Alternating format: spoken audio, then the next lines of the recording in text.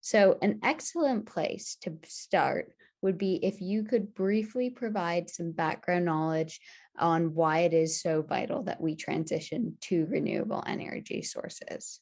So of heating oil and transportation fuels, the only energy sources we can really make clean are the sources that we use to generate electricity.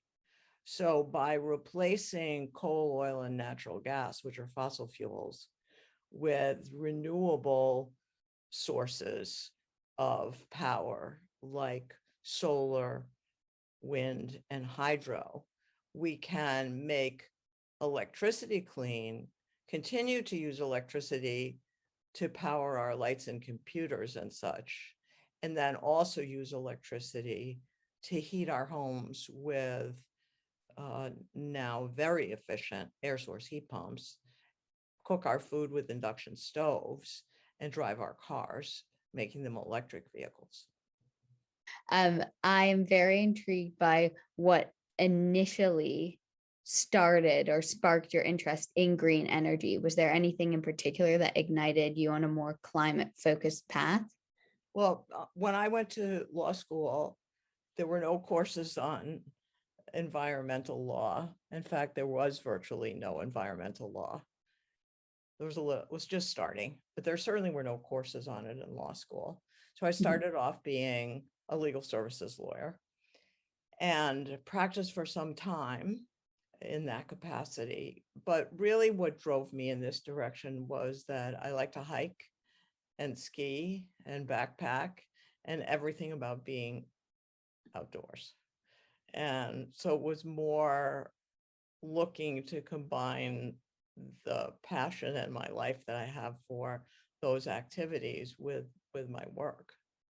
What of your many roles have you felt have been the most impactful? Well, working for Governor Patrick for 8 years was definitely right up there.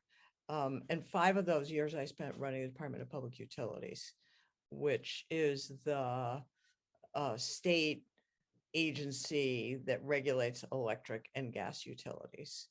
And in a variety of respects also implements different environmental laws. So I would say that has been the most impactful and Yeah. maybe the most fun as well. Having a team of people who are really committed to the same objectives. And also what was fun about it was it really challenging. It kind of made me combine my legal expertise, such as it is, with the issues I really care about. On the topic of impactful roles, can you tell us about your involvement in the first major offshore wind farm in the US, which has just begun construction off Martha's Vineyard? I have to say, for the last maybe 2 decades, I've been a huge supporter of offshore wind. And that started with Cape Wind, which never came to fruition. But in looking at the pros and cons of Cape Wind, I think it became quickly evident that offshore wind for this part of the country is the way to go with renewable energy. Different parts of the country have different sources of renewables, right? The Pacific Northwest is more hydro, the Southwest solar.